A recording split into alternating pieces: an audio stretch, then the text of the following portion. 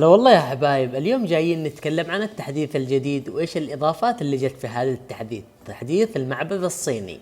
اول شيء مرة خرافي. الشيء الخرافي هذا السلاح هذا يا حبايب في الكلوز او المسافات القريبة جدا قوي، صوته جدا فعال، بس في المسافات البعيدة ما انصحك. تقدر تستخدمه بالمسافات البعيدة كأنه SKS او اي سلاح قناص. ثاني سلاح يا حبايب هذا السلاح اللي هو السهم هذا يا حلوين، دمجه حلو في المسافات القريبة كمان. طبعا السهم تقدر تستخدم له يا حبايب الأقواس العادية، أما السلاح الجديد تقدر تستخدم له طلق 7 اللي هو طلق الإيش. طبعا في الإضافة الجديدة كمان عندنا هذا التنين هذا سرعته 80 كيلومتر في الساعة، وأول ما تتعبى السرعة القصوى راح توصل السرعة ل 120 وتكون جدا سريع، وكمان نقدر كمان نسوي عليه جنب لمسافة مرتفعة.